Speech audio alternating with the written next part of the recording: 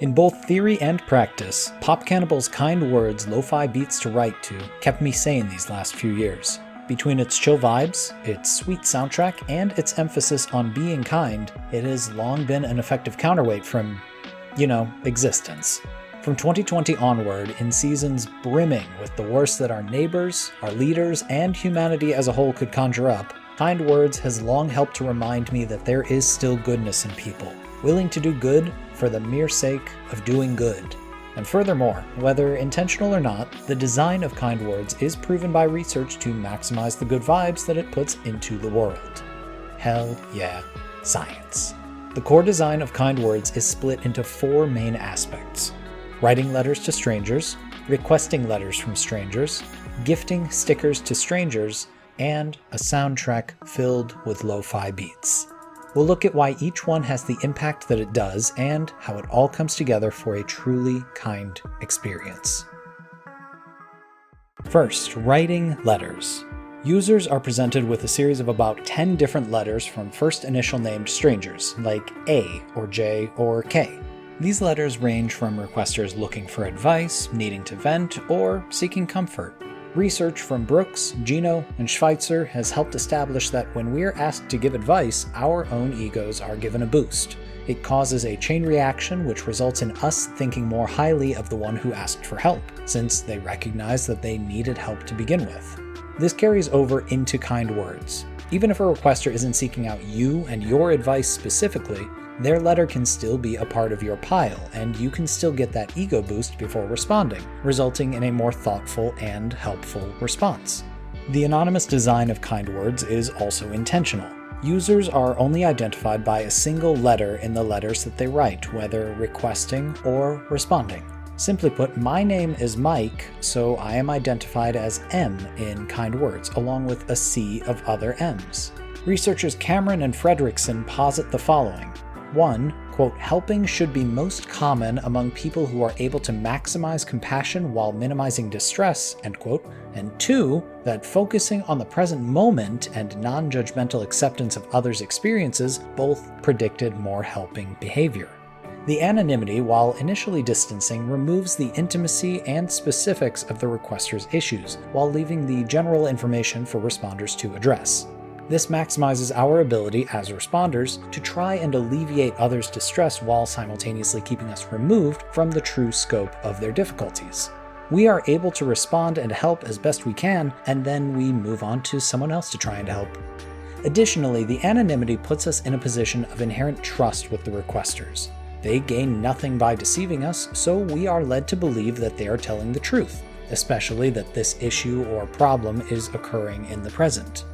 The anonymous separation also helps to permit the non-judgmental acceptance noted earlier. We don't have a chance to learn everything about each other in Kind Words, so we accept people and their plights at face value. Responders have only the requester's present moment, how they are feeling right now, to respond to.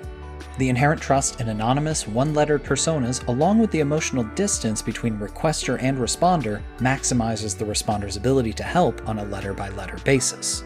When I began using Kind Words, I was in a rut, feeling less and less meaning to what I did in my work, feeling like the help I was supposed to dole out was being hampered by powers and protocols outside of my control. But in Kind Words, I simply got to help others. No strings attached, no convoluted process to it, just pure helping. And it was a lifesaver during the early COVID precautionary periods. When it's recommended that we not leave our homes, we might feel hampered by our inability to help. In the midst of such nebulous uncertainty, Kind Words helped me create new meaning in my changing life. Helping others can actually create a sense of meaning for people, no matter what form that help takes, based on studies by Weinstein and Ryan. Writing these letters is still a form of support that people may not be able to get from their family or friend circles, and it can mean a great deal to them. Kind Words also recognizes that the act of helping, at least in regards to writing letters to strangers, is a process. Dore, Morris, Burr, Picard, and Ochsner, in research mirroring a number of Kind Words' own mechanics, suggest the following.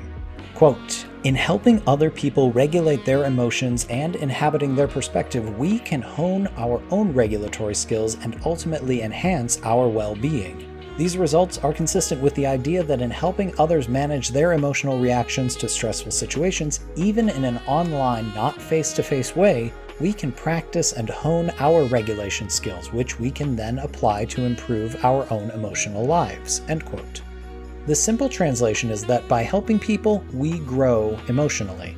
To help others with their problems, we put ourselves in their position. Think, what would we do? We grow by playing hypotheticals in our head and sharing our thoughts and advice with those who have sought it. Subsequently, we can bank those thoughts and ideas for the event if we ever encounter what a requester needed help with. Think of the COVID safety precautions, especially in the early days. Dr. Emily Greenfield notes that, quote, "When we remind a friend that social distancing measures are temporary and this too shall pass, we are also, in effect, reminding ourselves and serving to regulate our own emotions." End quote.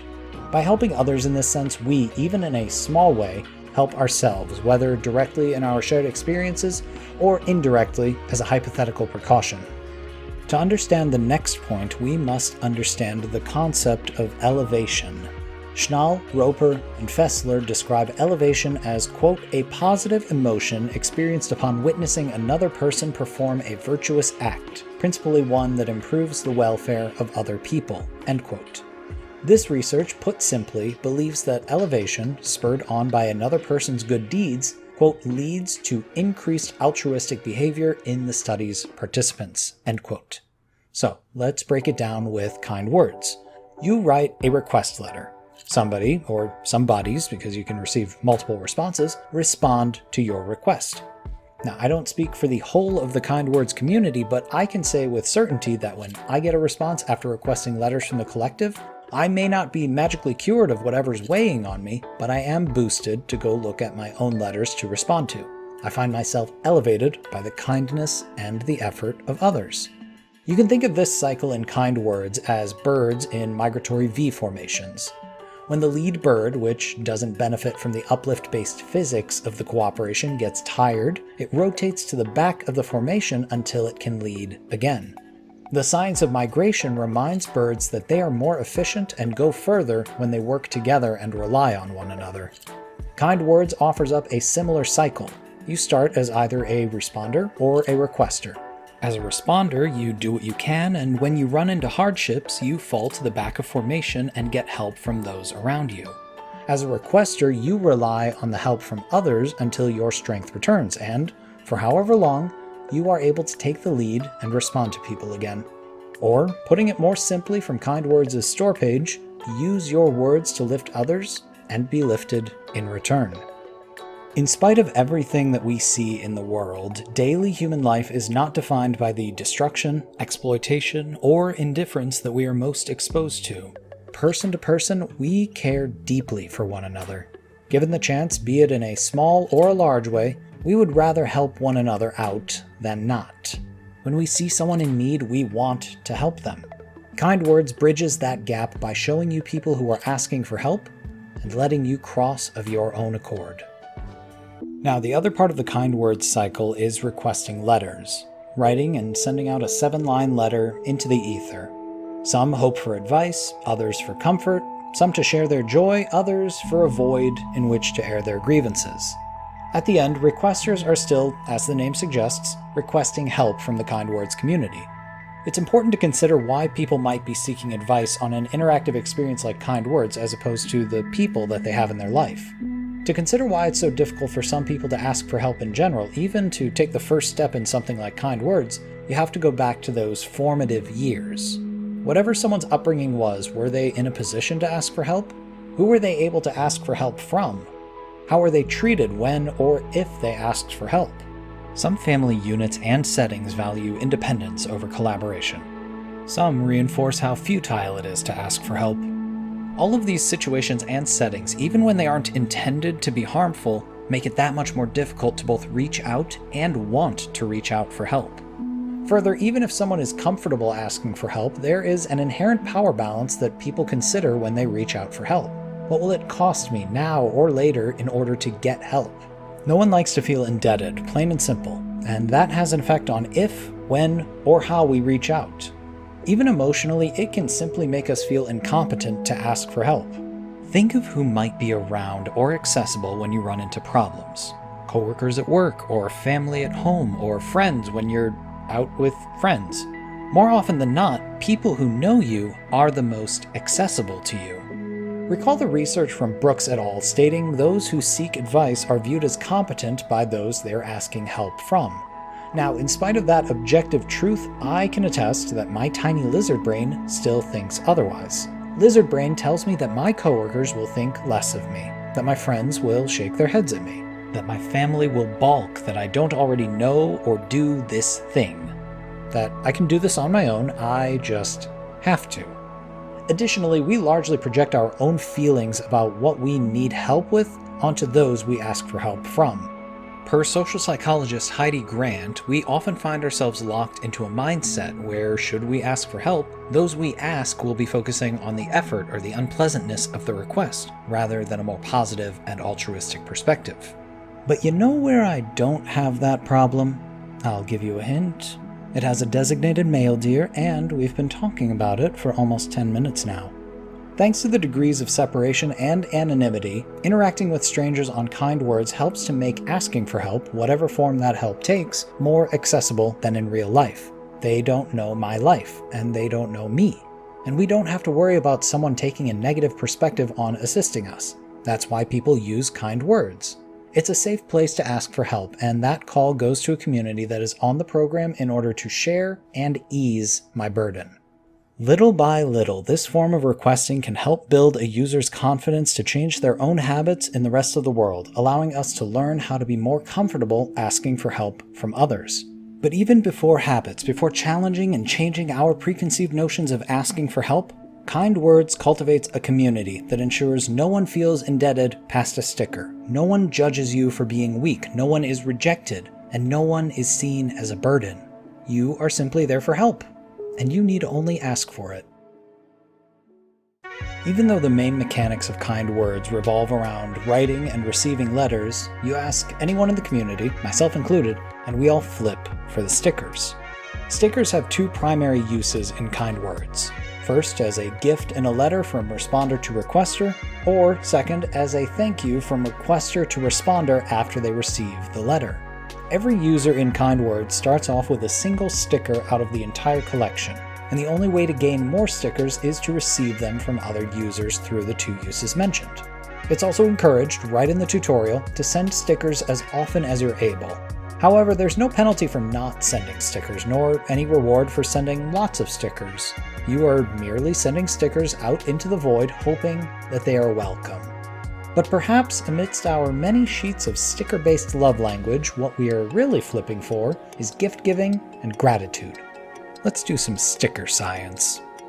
Gift-giving, for these purposes, can be summarized with 3 obligations from sociologist-anthropologist Marcel Mauss. The obligation to give, receive, and repay, historically visible in the oldest behaviors of humans.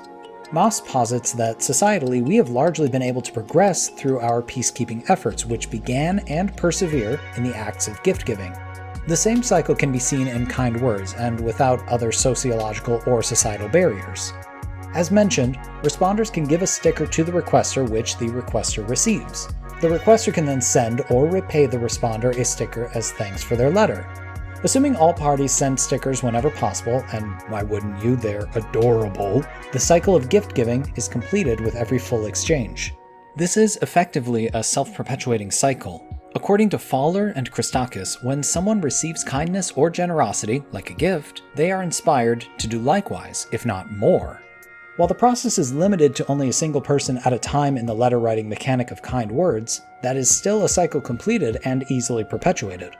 Aside from the cycle, our brain's reward centers are triggered when we receive a gift, encouragement, or assistance from others. When our brains are riding that high, we're that much more likely to reciprocate and help someone else. Others, in this case the requesters in Kind Words, bear witness to that kindness and may be inspired to act kindly as a result. A study from Rowland and Curry has also shown that kindness to weak social ties have equally positive effects on happiness. Again, we may not know these people that we're responding to, but that doesn't diminish the good that we're doing, nor the good that we're feeling. It's a simple conclusion, but the act of giving gifts is in line with our societal origins, and it doesn't matter that we're giving these gifts to, or receiving them from, complete strangers. We still get the warm fuzzies from receiving, and we are inclined to spread those warm fuzzies to others as a result. Final results? Stickers equal scientific happiness. Also, they're cute as hell. There's gotta be some science in there too. Someone else get on that. All throughout kind words, as long as you don't mute your system or the program itself, users are awash in low fidelity or lo-fi music. Lo-fi music, by definition, is the audibly imperfect elements of the recording process, sometimes used as a deliberate choice. Its popularized existence now can be attributed to 24/7 playlists on YouTube, primarily to chill, study, or sleep to. In the case of kind words, Clark Abode's lo-fi chill score makes a perfect playlist to write letters to. Why? Because science. That's why. Lo-fi music falls into the low arousal category of music in that it has less going on than more intense, high arousal music. There's nothing wrong with high arousal music, but researchers Nguyen and Gran suggest that it's more distracting, forcing listeners, whether unconsciously or otherwise, to focus on the music rather than the tasks at hand. There's a sweet spot for low arousal concentration music, posits Samuel Mayer, a Harvard researcher in the Department of Psychology who studies how the brain perceives music. The best concentration music is, quote, aesthetically pleasing enough that it's fine to listen to them for long periods of time, but not so aesthetically pleasing that you want to stop everything and just listen, end quote. Generally speaking, what makes lo-fi or other work-based playlists so effective is their neutrality. According to Teresa Leshuk, director and associate professor of music therapy at the University of Miami's Frost School of Music, ideal work music doesn't inspire feelings that are too positive or negative. They lack lyrics, and they generally have a middling tempo, a tempo not so slow that it relaxes listeners completely, nor so fast that it amps listeners up. The imperfections that define lo-fi also contribute to one of its strongest elements, the blanket. Vinyl sizzle and tape grain, staples of lo-fi, provide a high-frequency hum that lays over the other sounds, muffling the auditory shock that instruments would usually give. Think snare drums or guitar strums. This allows listeners to hear the music without the punch of musical surprise, maximizing immersion into the music and, in the case of kind words and otherwise, the tasks it serves as background for. Most music in games is designed to be in the background, to set the stage, to set the mood, or complement a character or conflict. The lo-fi music in kind words is intentionally composed to fade into the background and complement the whole experience. The chill beats brush against your brain as you more fully concentrate on the main task at hand, helping others, and finding the words to ask for help yourself. Kind words is a thing of scientific beauty. It makes us feel great by doling out advice, helps us grow as people through our own advice, makes the act of asking for help more accessible than ever, presents an accessible, no-strings-attached avenue to fulfill our love of exchanging and receiving gifts, and with a curated playlist designed to maximize our concentration for the mission of kind words. Every piece of the experience is designed to be the most accessible, most wonderful, most scientifically proven, most kind experiment in what people would do for a stranger, and what they gain by being kind to strangers. In such tumultuous times, I am reminded of Patton Oswalt's touching sign-off from his special, Annihilation. It's chaos. Be kind. Even if it feels small, even if you don't think you can help them, even if you think they already have that sticker. It may not feel like enough, but kindness is not measured by its widespread impact. It is measured by its mere existence. So, go put some more out there. The male deer is always ready to deliver.